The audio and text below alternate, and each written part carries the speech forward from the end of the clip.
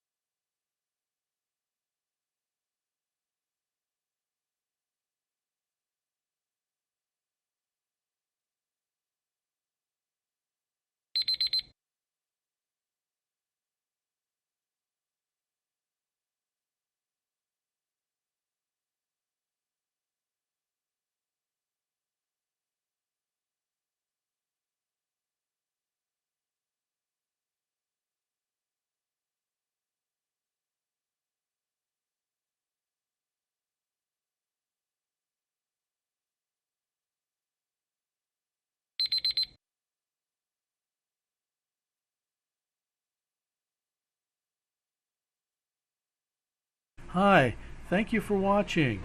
I hope the videos are useful for you. Please subscribe to my channel using the button below.